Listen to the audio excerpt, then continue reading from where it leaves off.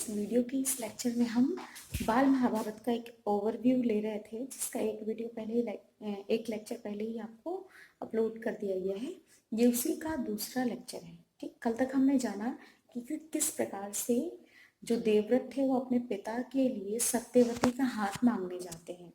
ठीक, और केवट राज जो होते हैं वो उनके समक्ष एक शर्त रखते हैं कि मैं अपनी बेटी का विवाह तो करूंगा आपके पिता से, लेकिन उसकी शर्त ये है कि आपको क्या करना होगा। शर्त ये है कि मेरी पुत्री के पुत्र ही कहाँ बैठे, राजगद्दी पर बैठे। इस बात से कौन मान जाता है? भीष्म पितामह मान जाते हैं।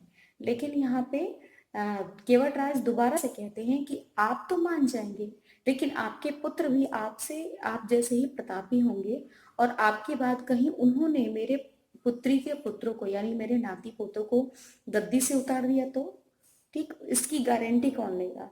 तब उन्होंने कहा कि देखिए, यदि ऐसी बात है तो मैं आज एक प्रतिज्ञा करता हूं कि मैं आजीवन अविवाहित रहूंगा। ठीक, और इसी को भीष्म प्रतिज्ञा कही गई। ठीक, भीष्म प्रतिज्ञा, क्योंकि ये बहुत बड़ी एक प्रतिज्ञा थी जो इन्होंने अपने पिता की खुशी के लिए ली थी। ठीक, और क्या हुआ, इस बात पे केवटराज जो थे वो राजी हो गए और उन्होंने सत्यवती का विवाह किससे कर दिया? राजा शांतनु से। ठीक, अब राजा शांतनु के दो पुत्र हुए। ठीक, चित्रांगद और विचित्रवीर्य। ठीक, चित्रांगद जो थे वो देवताओं से युद्ध करने में मारे गए, और विचित्रवीर्य के भी का विवाह हुआ। ठीक, इसकी भी कहानी है। हम लोग अभी एक ओवरव्यू ले रहे हैं, इसलिए अभी डिटेल में नहीं जाते, इसके बाद चैप्टर वाइज हम लोग पढ़ेंगे। ठीक, तो विचित्रवीर्य के भी दो पुत्र हुए। ठीक, और उनकी भी दो रानियां थी, अंबालिका और अंबिका। ठीक, उनके दो पुत्र हुए, पांडु और धृतराष्ट्र। ठीक, पांडु जो थे, पांडु बड़े थे तो वही राजा बने, लेकिन कुछ समय पश्चात क्या हुआ, उनको अपने किसी पाप के प्रायश्चित के लिए वनवास जाना पड़ा। तो उन्होंने क्या किया, अपनी दो रानियां उनकी थी, माद्री और कुंती। ठीक, कुंती और माद्री दोनों को लेकर के वन में चले गए। ठीक, वहीं पे कुछ समय के बाद पांडु की मृत्यु हो गई। ठीक, उसके बाद क्या हुआ, और इसी बीच में माद्री और कुंती से 5 पुत्रों का जन्म हुआ, जिनको पांडव कहा गया। ठीक, तो कुछ समय वहां बिताने के बाद जब पुत्र थोड़े बड़े हो गए तो उन्होंने क्या किया, जो ऋषि थे वो 5 पुत्रों को और कुंती और माद्री को उन्होंने क्या किया, पहुंचा दिया हस्तिनापुर में। ठीक, भीष्म पितामह को ला करके सौंप दिया कि ये आपके घर के कुमार हैं। ठीक, तो कायदे से क्या होता है, देखिए एक नियम होता है कि जो बड़ा बेटा होता है उसी के पुत्रों को राजगद्दी दी जाती है। ठीक, तो ये हुआ कि अब क्या किया जाए, अब युधिष्ठिर क्योंकि सबसे बड़े हैं तो उनको राजगद्दी दी जाए, राजगद्दी नहीं, युवराज बनाया जाए।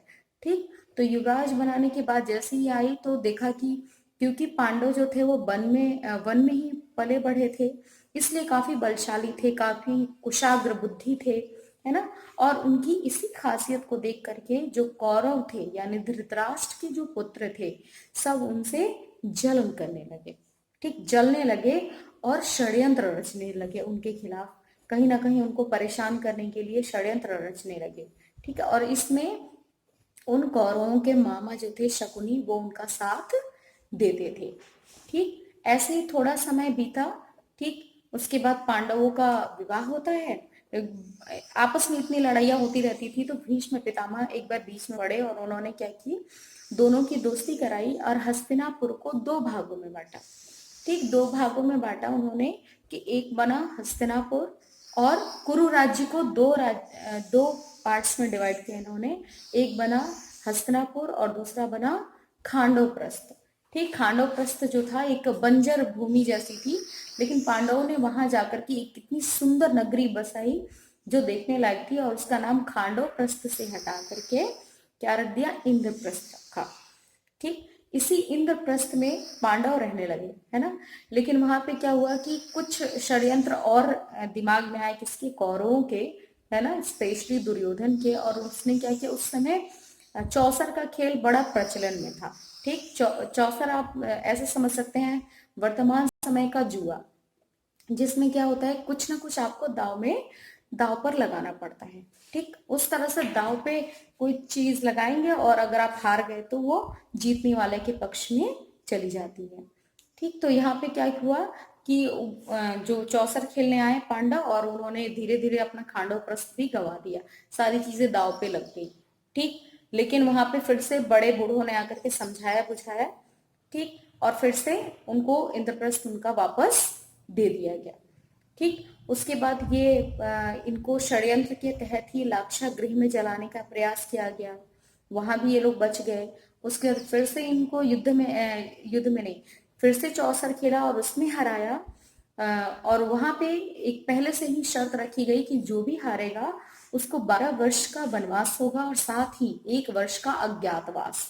ठीक, और यदि अज्ञातवास में वो पहचान लिए गए तो दोबारा से उनको अज्ञातवास 12 वर्ष की सजा और होगी और 1 वर्ष का अज्ञातवास। ठीक, पांडव इस बार भी हारे और उन्होंने इस शर्त को मान लिया और वो वनवास चले गए। ठीक, वनवास और अज्ञातवास काटने के बाद अब नियम के तहत उनको आकर के फिर से उनका इंद्रप्रस्थ वापस मिलना चाहिए था, है ना। लेकिन अब जो था दुर्योधन, उसके मन में लालच आ गया और उसने खांडव प्रस्थ या इंद्रप्रस्थ उनको देने से मना कर दिया। और इसी सिचुएशन में, इसी स्थिति के कारण, ठीक, पांडव और कौरव में युद्ध हुआ जिसको महाभारत का युद्ध कहा जाता है। ठीक, इस युद्ध को रोकने के लिए बहुत लोगों ने प्रयास किया, स्वयं कृष्ण भी शांति दूत बन करके कौरवों के दरबार में गए, लेकिन वो इस बात को सुनने के लिए तैयार नहीं थे। और इस स्थिति में क्या हुआ कि युद्ध हुआ और फाइनली कौरवों की हार हुई और धर्म की जीत हुई। ठीक, अच्छा, इस युद्ध को दुनिया का सबसे अलग युद्ध क्यों कहा जाता है? क्योंकि देखिए, ये 2 राज्यों के बीच में ना होकर के एक परिवार के बीच में हुआ था। ठीक, इसमें धर्म और अधर्म की लड़ाई थी, जैसा कि हमेशा से होता आ रहा है कि धर्म की विजय और अधर्म की पराजय होती है। ठीक, अब वीडियो के अगले लेक्चर में हम लोग मिलते हैं, तब तक के लिए खुश रहिए, मस्त रहिए और व्यस्त रहिए। धन्यवाद।